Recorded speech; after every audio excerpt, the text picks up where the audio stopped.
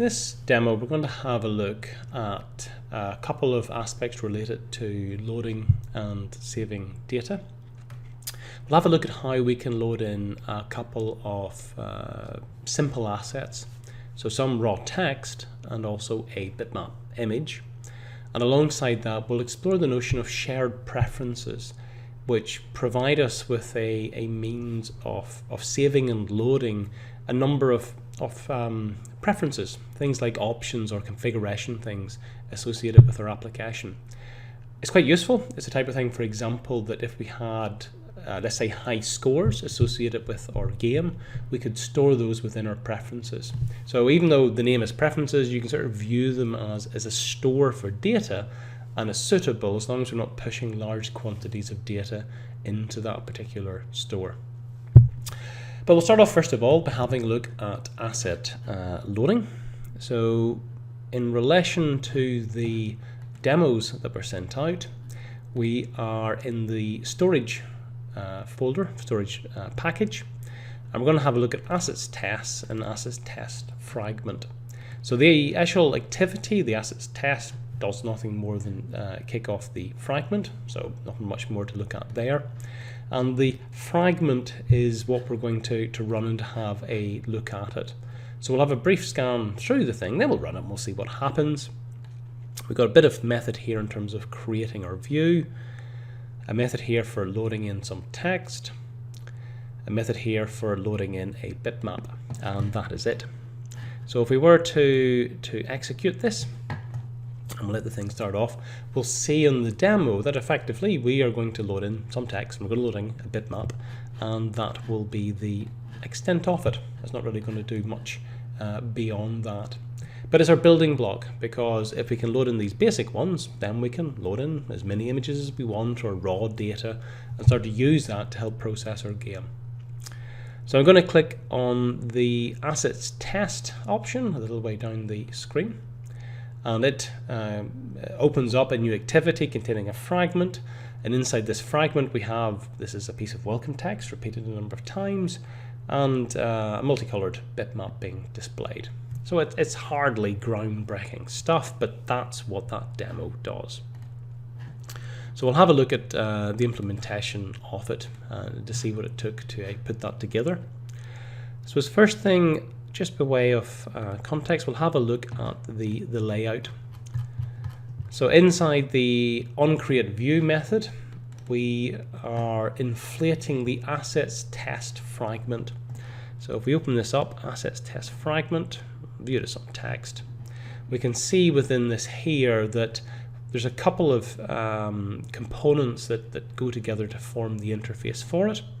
We have a scroll view, which contains a text view. So there, if we are displaying a lot of text, it'll be scrolled within that scroll view, and we have an image view for holding the image. Now, just as a reminder, I think it's useful, because this is a demo, we're creating a simple piece of XML for describing the interface for images and things like that. We're not going to be doing anything like this for the actual game. So for the game, we will want to get access to the full screen, to have a view represents the whole screen, and for us then to be drawing things like bitmaps directly to it. So the fact here we have a text view and an image view is just simply by virtue of this particular demo isn't something that we're going to translate into using within a game. But it serves a purpose for showing us the output of loading in these items. So we'll go back to our assets test fragment. Inside the onCreateView, we inflate that particular chunk of XML. So we got our text view, we got our image view. Now we've got to populate those things. Down here we load in our assets, and to do that we're going to make use of an asset manager, which is built into Android. It's a slightly misleading name because it doesn't provide much by way of management. I think a better name for it would be an asset loader. Each activity, we can go to any activity and we can ask to get the assets associated with that activity. Now, what does that give you access to? You hopefully are asking. And if you go then to your project, inside the project you will have an assets folder. So if we ask for access to the assets associated with an activity, then we get access to that particular folder. So this gives us a chance to load in the assets that it uses stored within that. What we're doing, we're going to be calling one method called load text, and we're saying use the asset manager to load in something that is in text, welcome.txt. And fair enough, we've got a folder, text, and inside that we have welcome.txt. And if we open it up, we get a repeated, this is a piece of text. So that's what we're going to be loading in initially as our text. The second line then, we're going to have another method called load bitmap, which will load in a bitmap. Again, using the asset manager, asset loader. And in this case, we're going into images. And down there, we'll have this particular one, ARGB 8888. And open that up, it's just going to be a simple, colorful image that we want to load in. So that's where, from the point of view of this demo, all of the, put that back, stop moving things about, all of the magic happens in those three lines for getting access to the asset manager and for loading the things in. Having done that, we just simply display it. So we get access to our text view by its ID, and we're setting the text. Now, you can see here that if text is not equal to null, so we actually have some loaded text, then we set the view to the text that we've loaded in. If for whatever reason I made a bit of a boo-boo and I didn't specify the right file name, or the file name didn't exist or things like that, then we get null. We'll have null as our text. It'll be output from that method. So there, in that case, I'm displaying an error message, just basically saying, sorry, I couldn't load the text file in. For displaying the loaded bitmap, we're doing something similar. I'm getting the image view by its name, and I'm checking to see, was I successful in loading in the bitmap? So anytime you're loading in assets, these are activities that may fail, that may not actually work. So we check to see, did we load it in? And if we do, then we're setting the image bitmap to the one to be loaded in. Now that just simply sets up the interface. So it's the two methods, load text, load bitmap, that are of interest to us here. We'll have a look at load text first of all, which fits on this particular screen. So we will be passing in our asset manager. That's the thing that will give us access to the assets, and we can load them through that.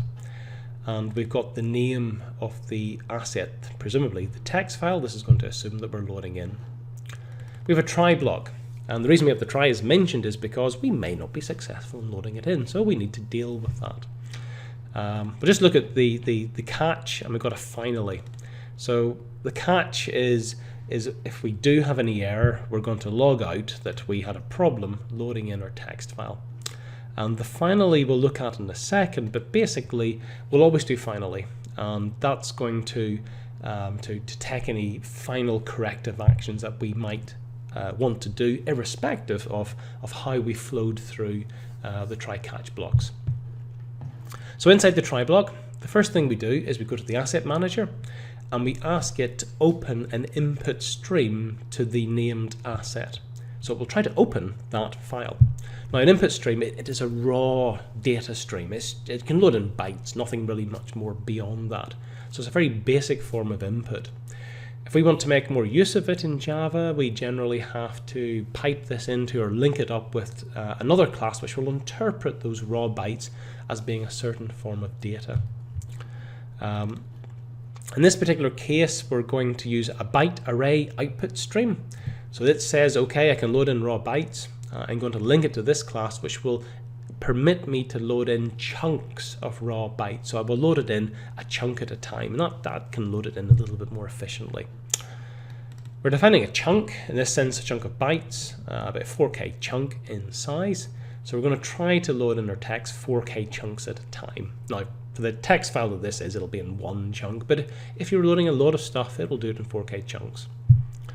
Down here we have our while loop, which will go through this process of writing things into our byte stream, one chunk at a time. And I'll keep doing that until we hit the end of the file. Now, at that point, we've loaded it in, so to speak. It's been pulled in off the disk and it's sitting there within our byte stream. We want to turn our byte stream into text because this is what we've assumed we've loaded in. Thankfully, the string constructor has a useful, one of the useful string constructors gives us a chance to do this. So we create a new string. We can pass in an array of bytes, which we're getting from our byte stream. And another parameter is we pass in how we're going to interpret that array of bytes. And here we're assuming that the text is in UTF-8, so it's 8-bit text as opposed to 16-bit Unicode. And at that point, we've hopefully loaded it in. The whole thing's been successfully loaded in. If it's going to fail, it could fail because, for example, we can't open it, or there may be some issue that arises when we try to load the thing in. In both of those cases, we'll have an IO exception being generated. For the finally block, what we do down here is that if we reach this, either because it's worked or because there's been an issue, we check to see, well, do we have an input stream? Were we successful in creating one? And we might have been if the error, or if it worked correctly, or the error happened when reading things in. But if we do have an input stream, then we try to close it. We should always be doing that after a read. And again, closing it can be a problematic process. Maybe we're going to have another IO exception there. So we do a quick try catch, really just to deal with that aspect in case it turns out to be problematic. And that's it. It's fairly straightforward, fairly simple. For the load bitmap, it's actually much the same. So a lot of the structure of this is going to be very similar in terms of how it is arranged. We're loading a different entity here, so that's going to be the only bit that's going to really differ. In this case, we have our bitmap we're trying to load in. Initially, we set it to be null. We've got our input stream that we're going to use to stream it in. Again, we set that initially to be null. We go to our asset manager. We try to open the named asset, same as before. And again, because we've got this in a try catch, if we have any problems, it'll arrive down here. We'll try to log a message out. And in all cases, the input stream we're creating or trying to create, if it exists at the end, we will close it down to do the things that we should be doing. Now, what's left then is these 3 lines of code here. And it does actually all of the work for loading in the bitmap. So one thing about bitmaps, and you can see it for these 2 lines, there's different types of bitmaps. They can come in different formats, they can have different color depths, lots of different things you can do about them. So we want to set up some configuration options, the assumptions that we're making about the bitmap that we are loading in, what format that it's in. So we create a new bitmap factory options collection. That will help us set up our interpretation options for how we decode the bitmap. The only one we're doing here is that we are saying that we believe the bitmap we're importing in is going to be in alpha, red, green, blue, 8-bit format. So it's a fairly traditional, transparent bitmap with 8 bits per color channel. Having done that, we then try to load the thing in. So we go to our bitmap factory and we ask it to decode a stream. So a stream of data. The stream is the input stream that we've opened up. I'm not passing any other parameters here, but we do pass in the options that we want to interpret that stream using. And that will attempt to load in from that input stream and to interpret, based on our options, the bitmap that we have connected to. And that'll be it. So there's a couple of examples loading in the bitmap or loading in a piece of string and how we can manage that. So again, it's fairly primitive stuff, but within the game we will want to spend a bit of time loading in the different things that we will need for graphics, for sound, for map descriptions that we need to actually drive and to make the game possible. Now the other thing I want to show you in this demo is about the shared preferences. So actually it's this here, so it's shared preference test and shared preferences test fragment. So if we have a look at these ones, and now I'm going to run it first of all, but just to get the activity out of the way. The activity just creates the fragment, doesn't do anything else. Shared preferences, they're quite a useful feature within Android. They basically, as the name suggests, that they're a store for storing preferences, and they can be shared across different aspects. For example, quite often shared across an activity or an application. Now, I'll run the demo and we'll have a look at how we're going to use it, because if you're thinking preferences and you ask, well, what is a preference? You might think, well, it's going to be a setting, a resolution. Should you do this? Should you do that? Something the user wants. We don't have to use it to exclusively store preferences. If we have a small amount of data within our program, and I'll show you an example here, for example, high scores or a set of high scores, then perfect, we can also store that type of content within our shared preferences. So it will be a key value pairing. We can add things in, give them a key that has a value, we can take things out by their key. And as long as we're not storing large quantities of data within it, it is actually a very nice way of persistently storing settings and parameters and key values in our game. Let's have a look at the demo. So we've run the thing, we've got the shared preferences test just under our assets test, and I'll click on that. And whenever we have this appearing, then it's displaying an interface where I've got top score 1 to top score 5, initially equal to 0, and I've been asked to enter in a score. So I'm going to enter in 34. Hit enter. So now our top score is 34. I could do 12. Again, that enters in, if I did, let's say 78, then it would appear at the top as our highest score. So it's rather mundane. We've got a set of top scores. Now what I'm going to do now is notionally to quit out of the application. So we'll do this and we will exit out. And I'm going to go back here and to rerun the app. So we will fire it up again, and I'm going to click on my shared preferences test. Now when I go into this particular one, the previous high scores that I had, they're there, they exist. So they were stored and they remain persistent across this particular app. And unless I sort of uninstall or reinstall the thing, we'll have those stored preferences within the game in terms of actually use of it. So we'll have a look at how we can implement that. It's a reasonably straightforward process, thankfully. So we'll quickly, I'll show you the chunk of the layout for this one here. So share preferences fragment. Within this here we have the text view at the top, which held the high scores, and we had an edit text field which I could enter the score into. So that was simply our interface for that. To quickly go through what we have here, we're storing the text view. We've got our onCreate view for setting up and configuring all of this stuff. We're going to have some variables here for the top scores, like the number of top scores, an array of top scores, a method for loading in the top scores, a method for saving out the top scores, a method for displaying them, and finally a method for updating them whenever I get a new one. So we'll look at each of these in turn. For the onCreate view, the configuration one, it's fairly straightforward. We inflate the chunk of XML, which gives us our view and our edit text field. We extract out the view because that's the type of thing we want to set things to and potentially to change.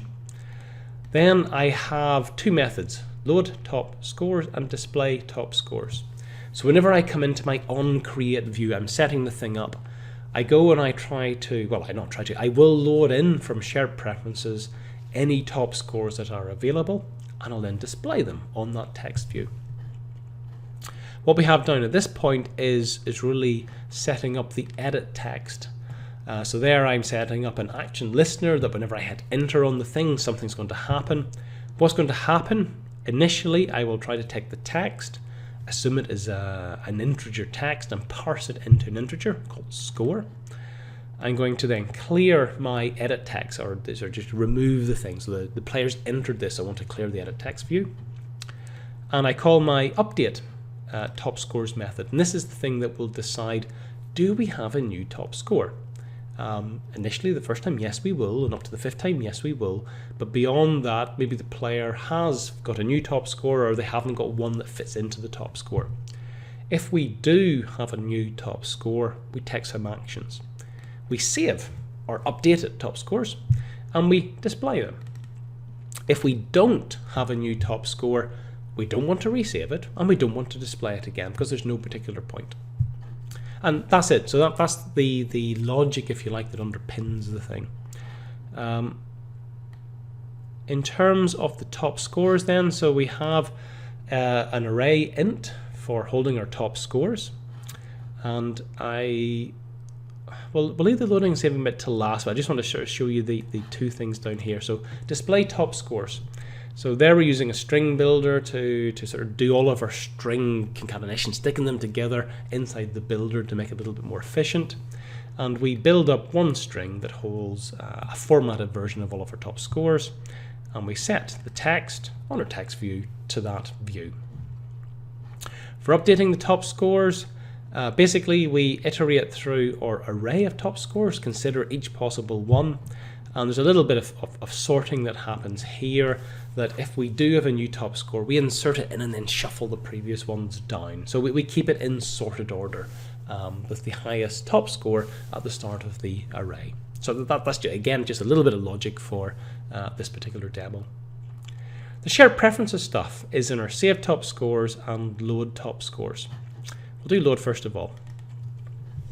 Now here's the line that gets access to the shared preferences. We have a preference manager that's available within any of our activities. We can ask to get, there's a number of preferences you can get. You can actually specify preferences in a more refined sense, but there I'm just saying get the default shared preferences. The activity is going to have some shared preferences. That's good enough. I don't really want to create multiple sets of them. You could if you wanted to. So the activity and the particular application context of the activity, that's what I use to get out whatever the preferences are for that activity.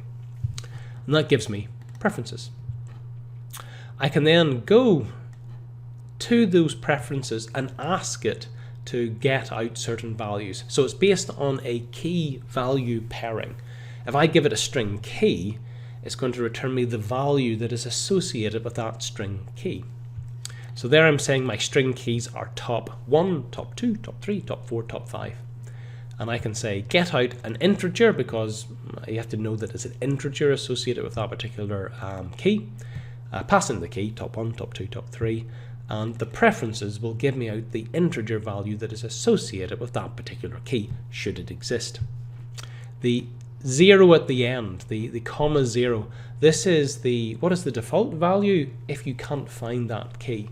So if I put in here some key name that doesn't exist, or it's the first time we've run it and we haven't yet saved anything to it, so there is no top scores being stored, the 0 gives us our default option that we return if we can't find the particular key. So we default things to 0. For saving the top scores, something similar. We get out exactly the same set of preferences, and that's important because we want to access the same set of preferences for adding and loading things from it. We need to use the same one, else we're not going to be able to get any linkage between the two. For storing it, it's a little bit more complicated, and for good reasons. They actually, Android's been set up to use an editor, a preference editor if you like, for making changes to it. So the reason they do this is that accessing it and pulling out values is quite a quick operation. Saving new values to it is a more slow operation, generally speaking. So if you want to make several changes to the preferences, it's better making them all at once, as opposed to going in and making one change and then later on making another change and making another change. So it's more efficient, make them all at the same time. So this is what we have our editor for. So inside our editor, we are putting in the changes that we want. So we're saying we want to put in an int, we give it the key, so top 1, top 2, up to top 5, and we give in the value, the integer value associated with that key. So that will be the top stores that we currently have. So that sets up the editor with those set of 5 changes for top 1 to top 5, and we commit the editor then, and that basically says, okay, go to the preferences that you're linked to and to make those changes to it. And again, that's it. So it's fairly simple, fairly straightforward thing to do, but it does give you an easy way of having persistence within your app, as opposed to, for example, if you want to do top scores, as opposed to writing out a text file and then having to read that back in to interpret the values, you can just use shared preferences. It cuts down a little bit on the work. So that's all we want to cover within this particular one. Next one in the series here, we're going to actually finally get on to having a look at how we display and to load some graphics.